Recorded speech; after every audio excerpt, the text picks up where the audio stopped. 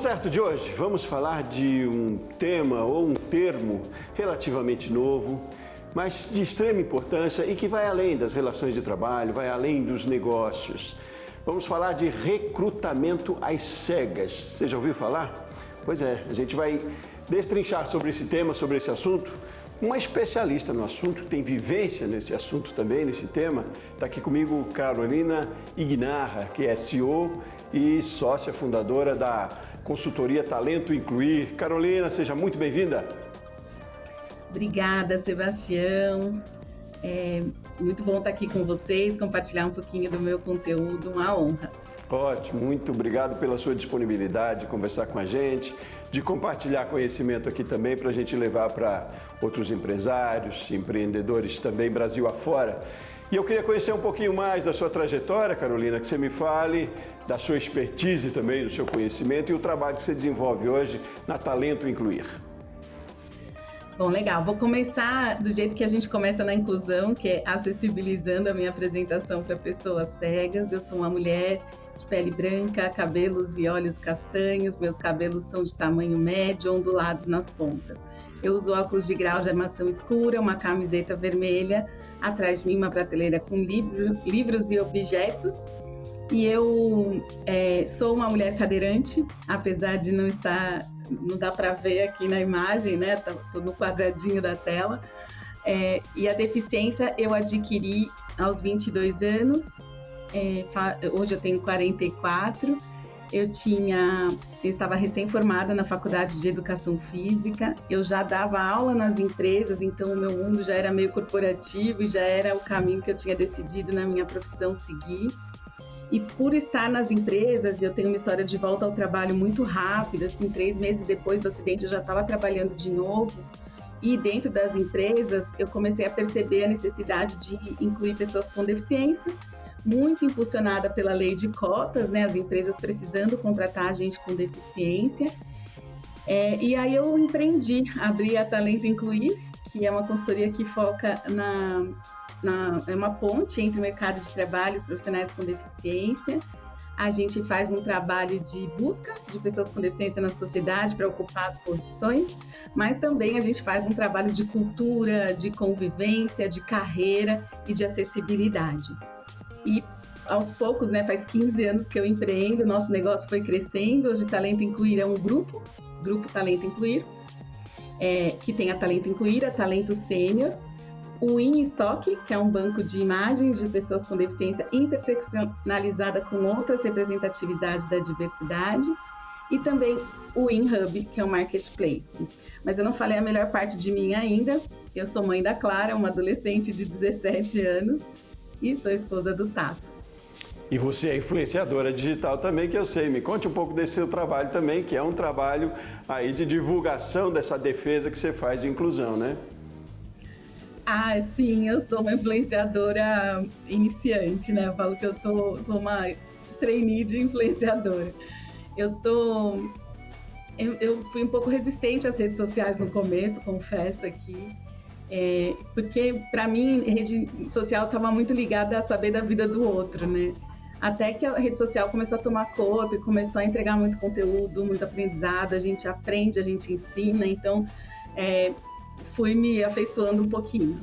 Mas eu não era presente, até porque quem é empreendedora que está me ouvindo aqui sabe que a gente muitas vezes não tem tempo para fazer coisas que não estejam nas nossas agendas, na nossa rotina de trabalho. Então, precisei incluir rede social na minha rotina de trabalho para eu estar como influenciadora. Eu falo que ser empreendedor, quem está me ouvindo aqui sabe, que falam que querem empreender para não ter chefe. A gente tem muito chefe. Eu tenho o meu cliente, que é meu chefe, eu tenho a minha equipe toda, que são meus líderes também, e minha sócia, meu sócio, que estão ali me cobrando e me puxando, né? No sentido positivo, a gente produz com cobrança, né? E aí, assim, meu time me botou meta de chegar a 6 mil seguidores no Instagram até dezembro de 2022, ano passado. E eu consegui bater a meta 2 dias antes do dia 31. Foi puxado, foi trabalhoso, mas eu tô curtindo. Interessante. É interessante a gente ver a rede social como ferramenta mesmo de trabalho, né? Desmistificar um pouquinho, que a gente de uma geração um pouquinho que não é essa geração tão nova que está aí nas redes sociais, tem uma certa resistência, mas quando vê como ferramenta é muito importante mesmo, né? Que bom que você faz esse trabalho aí, maravilha. Agora me fale, como é que é esse cenário hoje? Você falou dessa busca por inclusão, nesse trabalho que você faz na Talento Incluir. Eu digo para além das cotas, a gente tem uma demanda grande de gente precisando ser incluída e a gente tem as empresas abertas para isso, não só abertas, mas entendendo isso como um forte ativo também, do quanto é importante, quanto enfim, são potenciais no mercado, todo mundo mas enfim, pessoas que têm algum tipo de deficiência. Como é que é esse mercado hoje? Como é que acontece isso hoje? É fácil encontrar alguém? É fácil incluir alguém? Bom, é bem desafiadora a inclusão, porque não é cultura, né? A gente tem uma sociedade muito desigual e, ao mesmo tempo, homogênea nos grupos. Então, quando a gente pensa no mercado de trabalho, ainda é comum os grupos, principalmente das lideranças, estarem no mesmo marcador social, né? Serem homens, serem brancos, heterossexuais e a maior parte deles muito privilegiados. E quando a gente fala em privilégio, no Brasil, carente como com a desnutrição, com o desemprego, ter comida é privilégio, ter emprego é privilégio, a gente começa a perceber o privilégio quando a gente se compara à sociedade, né? O privilégio não é entendido quando eu vejo apenas a minha vida. Então, um exemplo disso, Sebastião, é assim, o que eu fiz com o meu trabalho. Assim, se eu pensasse, poxa, eu com deficiência, não passei por exclusão profissional. A minha gestora me convidou para voltar para o trabalho 3 meses depois. E se eu pensasse na minha história, foi de muito esforço, apesar da oportunidade existir.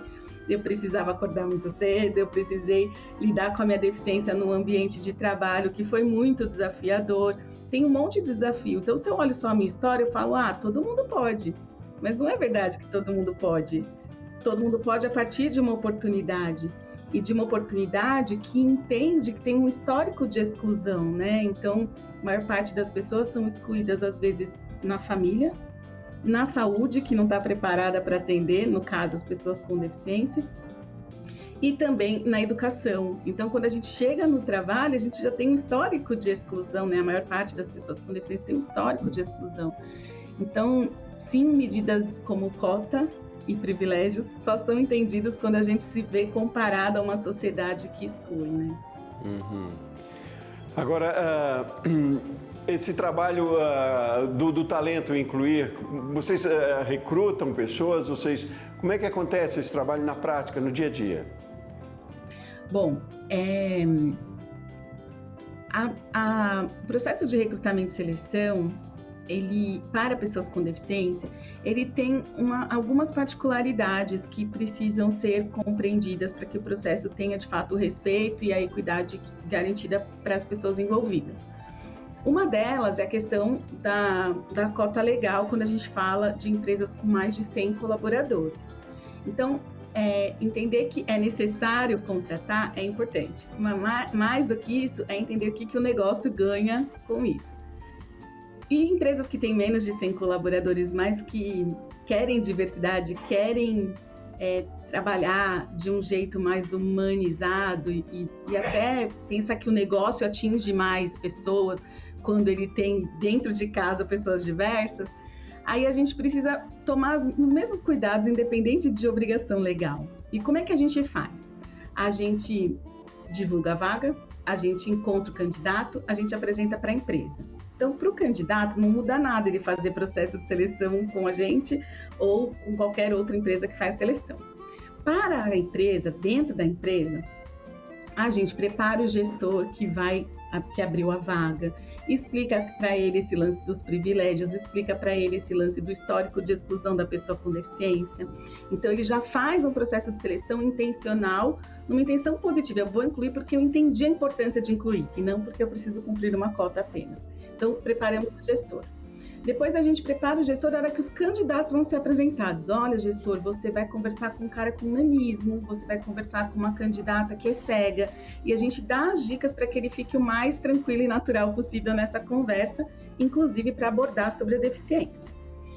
E depois que ele é contratado, que ele escolhe a pessoa que vai entrar na vaga, a gente prepara a equipe que vai trabalhar junto com a pessoa. Então, é um processo de inclusão e não apenas de contratação. Sim, sim, vai além do recrutamento que acontece ali, né? Os RHs também têm uma visão diferente sobre isso, né? E aí, quando a gente fala de recrutamento às cegas, é uma ferramenta nesse processo?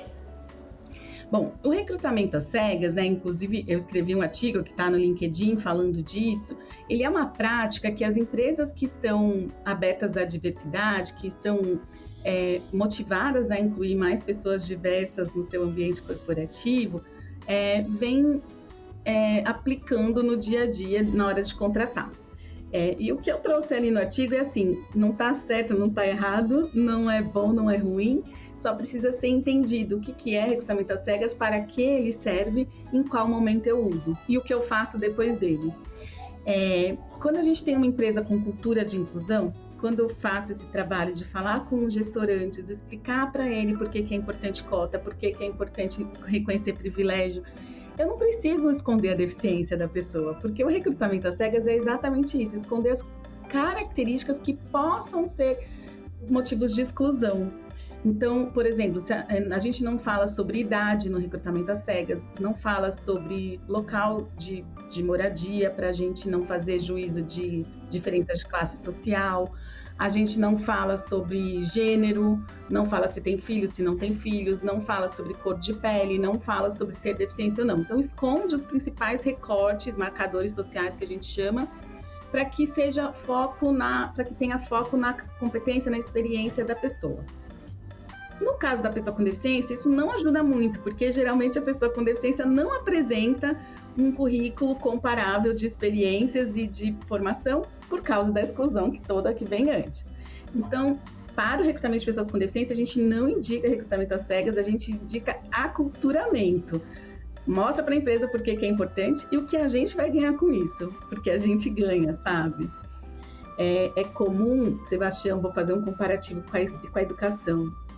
É comum relatos de mães de crianças com deficiência dizerem que os pais de outras crianças reclamaram que a criança dela está atrapalhando o andamento da aprendizagem dos outros alunos. Então, uma criança com autismo, uma criança com síndrome de Down, e os pais das crianças que não têm deficiência reclamando que atrasa a aprendizagem.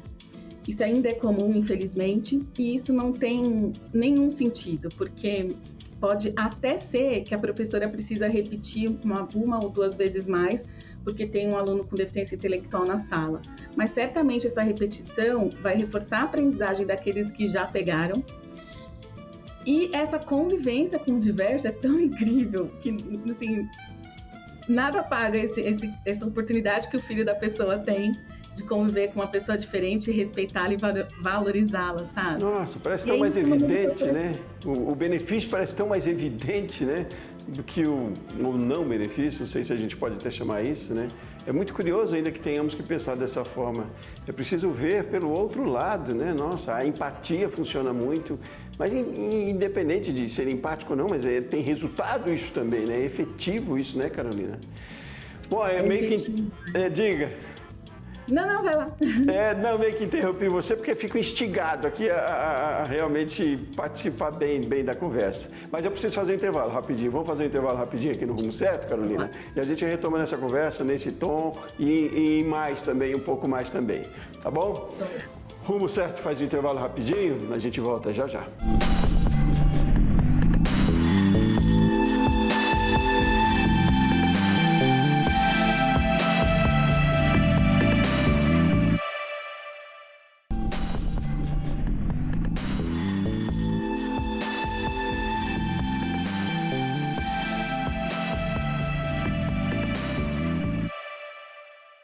De volta com o Rumo Certo, hoje nós estamos falando de um tema extremamente importante, de inclusão. Estamos usando aqui como foco um conceito chamado recrutamento às cegas. E quem está comigo nessa conversa é Carolina Ignarra. A Carolina é CEO e sócia fundadora da consultoria Talento Incluir. Carolina, a gente precisou parar para tomar uma aguinha, mas a vontade é de conversar sempre sobre esse assunto, da importância que é. e do quanto isso é proveitoso, é produtivo também para as empresas, né? De pensar em inclusão, de adotar uma cultura de inclusão com foco no talento das pessoas, né? Independente de como elas sejam. E eu fico intrigado com esse termo, recrutamento às cegas, que por um lado ele parece um benefício, né? Porque você foca no talento, mas ao mesmo tempo precisa esconder características que não tem que esconder nada. Como é que funciona isso? Qual é o equilíbrio disso? Na verdade, ele tem esses benefícios e não? Como é que você vê isso?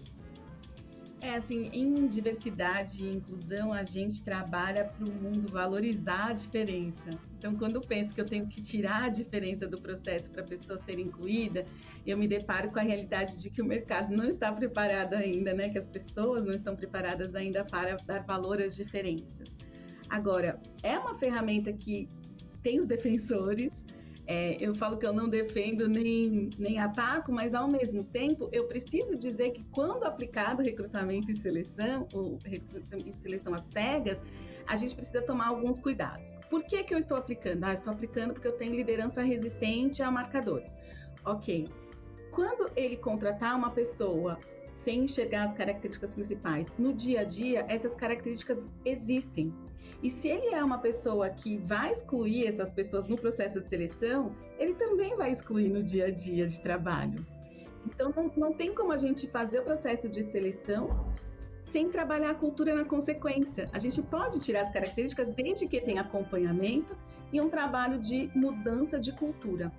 O que faz um gestor, uma liderança, na hora de fazer o processo excluir, é inconsciente na maior parte dos casos. Dificilmente algum líder vai dizer assim, não vou contratar uma pessoa porque a pele dela é preta. Não, ele não tem isso no consciente. Ele só percebe que dos 3 candidatos que ele conversou, ele preferiu aquele que era mais parecido com ele. E esse mais parecido com ele é no inconsciente, não é assim, vou contratar esse porque esse é a minha cara. Não é, é no inconsciente que faz a gente se aproximar. Então, sem trabalhar o inconsciente das pessoas, a gente não tem avanços na inclusão, que é o resultado final, e nos resultados que a inclusão vai trazer. Então, diversidade e inclusão promete melhoria no absenteísmo, melhoria na motivação das pessoas, mais pertencimento, mais engajamento, mais entrega, mais resultados. Tem uma série de pesquisas aí que, se a gente colocar na internet, a gente vai achar benefícios assim que são o desejo de todo empreendedor, de todo executivo. E quando a gente vai colher esses resultados, quando essas pessoas diversas estiverem de fato incluídas.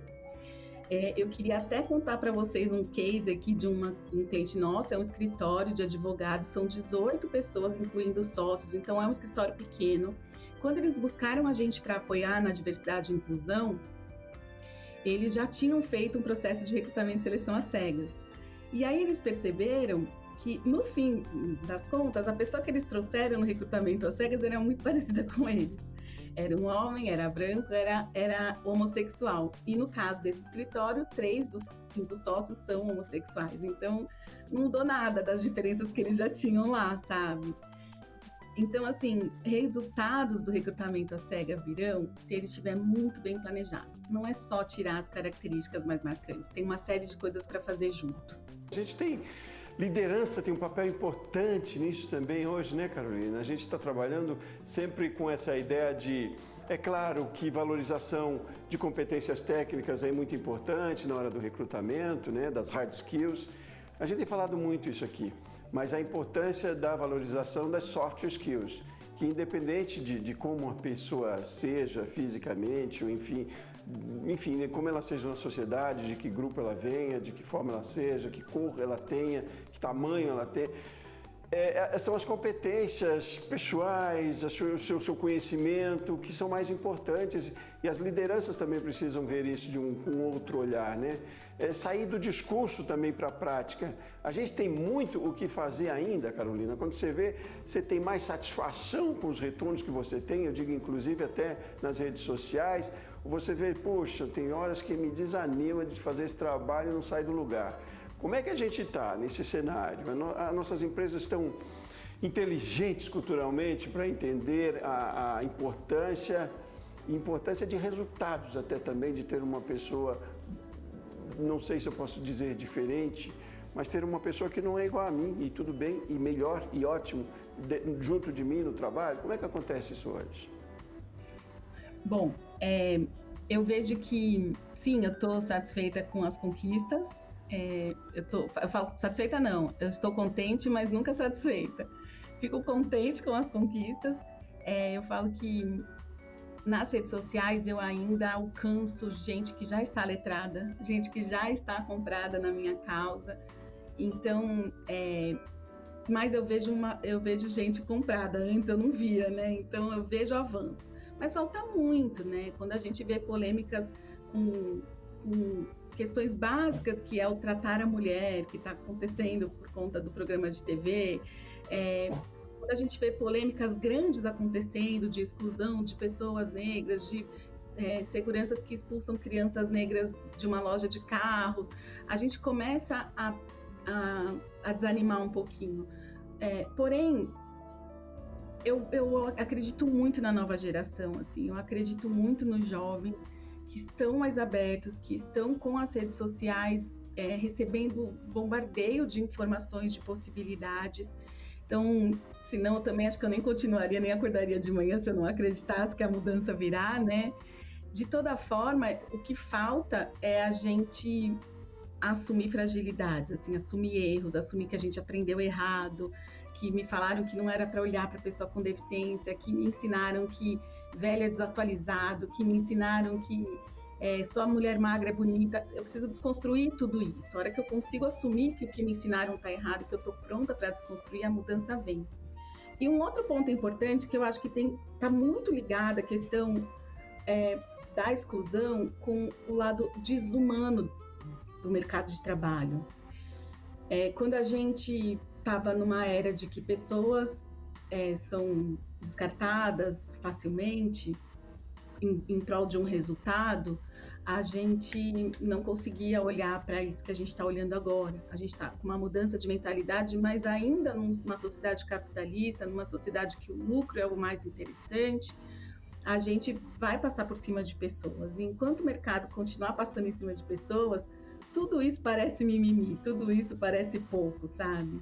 E fica muito difícil entender que virá mais resultado quando o resultado for para todos e todas, e não apenas para um investidor ou para a liderança da organização, sabe? Então, eu acredito de verdade que a gente precisa evoluir como humanidade. É para todos, é sociedade, né? E a gente vai, você falou dessa nova geração, felizmente a gente tem uma geração que julga menos também, né? Que já começa por aí, você tem um exemplo em casa, eu tenho também.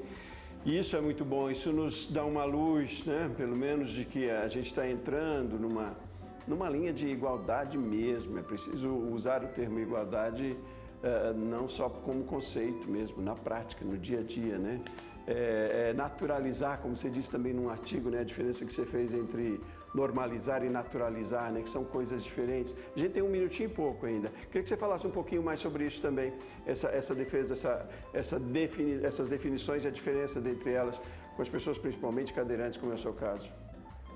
Bom, normalizar é a gente tentar fazer a pessoa ser o mais igual possível. Então, eu mesma dizer, a minha deficiência não muda nada na minha vida. Ou as pessoas dizerem para mim, eu nem percebo essa deficiência. Isso é normalizar. Naturalizar eu te percebo com a sua deficiência. E para mim a sua deficiência está tudo bem. Ela não me incomoda, ela não me inspira também, porque vira superação a gente fazer coisas do dia a dia.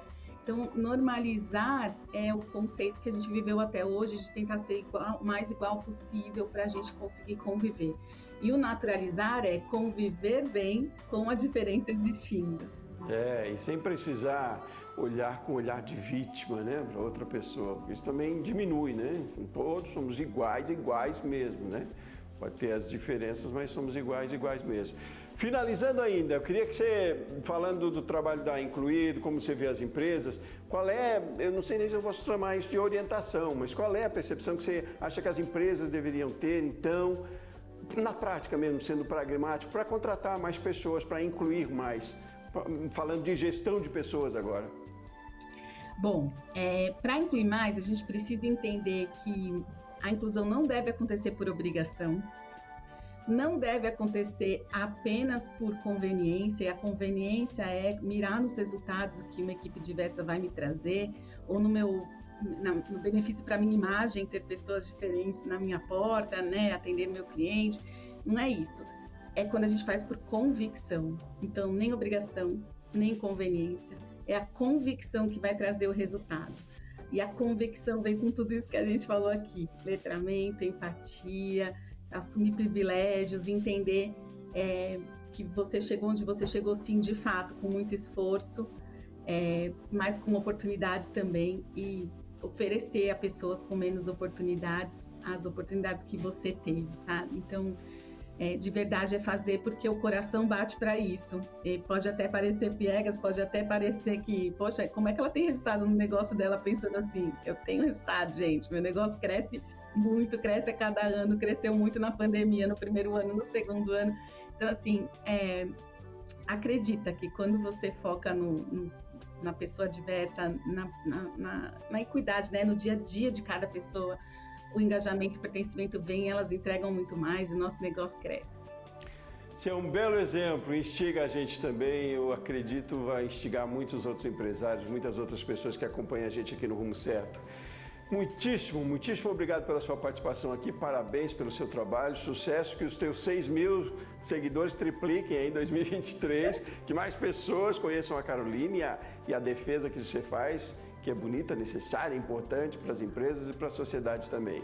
Obrigado de coração, Carolina, um bom trabalho para você e volte outras vezes para a gente conversar mais aqui. Valeu, estou à disposição. Tchau, tchau, gente.